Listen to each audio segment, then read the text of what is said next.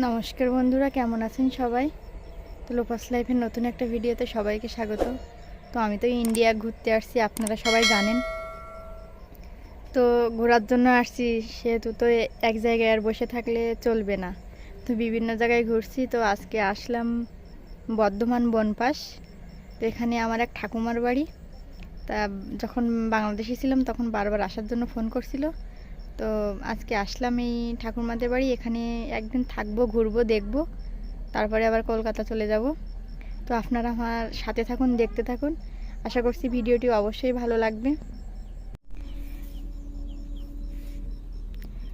আমার ঠাকুরমাদের বাড়ি কিন্তু একবারে বনপাস রেল স্টেশনের পাশে।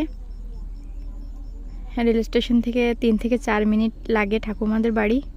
তো এদিকে কিন্তু সবই ধান এলাকা, মাঠের পর মাঠ, কিন্তু সব ধান। ঠাকুমাদের বাড়ি বেড়াতে এসে কিন্তু আমার অনেক ভালো লাগছে এই জায়গাটা।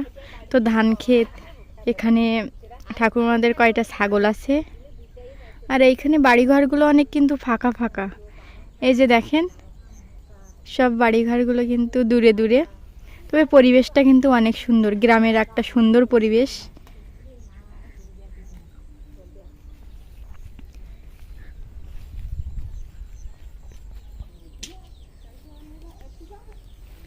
ঠাকুমাদের বাড়িটা দেখেন। আর ঠাকুমাদের বাড়ি কিন্তু সব ধরনের গাছগাছালি আছে, আম গাছ, জাম গাছ, কাঁঠাল গাছ।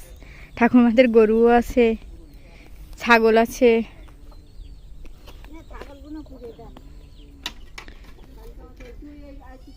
ও ঠাকুমা, এ ছাগলের ঘর কোথায়? এ ছাগলের ঘর কোথায়?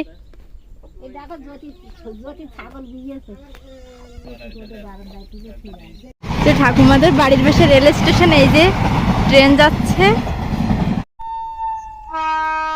ইন্ডিয়াতে আমার ঠাকুমারা কিন্তু অনেক আগে আসছে। তো আমরা, আমার মা, আমি, আমার ভাই আর আমার পিসিমার ছেলে, আমরা 4 জন আসছি ঠাকুমাদের বাড়ি। তো ঠাকুমার অনেক বয়স হয়ে গেছে। তো ঠাকুমা, দাদু 2 জন এখানে থাকে।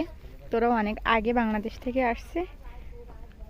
তো যখন গ্রামের কোনো মানুষ বা আত্মীয় স্বজনের সাথে দেখা হয়, আসলে মনটা একটা অন্যরকম ভালো লাগা কাজ করে। যেহেতু কত বছর পরে দেখা, আর গ্রামের মানুষের টান তো একটা অন্যরকম।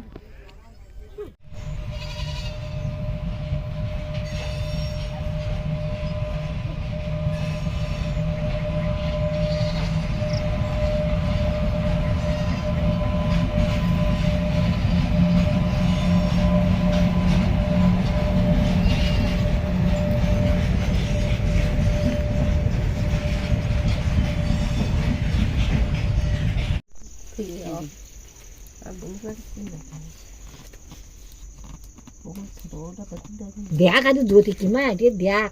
আমি মাস্টার ওই স্কুলে যাই, সেই মাস্টার জ্যোতির বলছি ভালোবাসে। আর ওই মাস্টারের থালে যখন আসে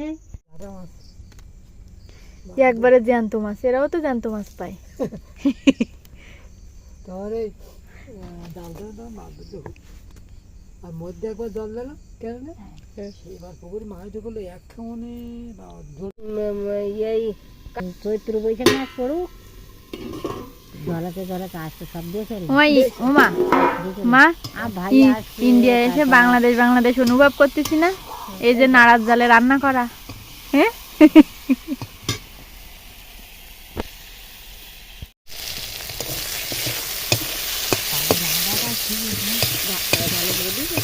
হ্যাঁ, ঝালের গুঁড়ো দিয়ে দিস না।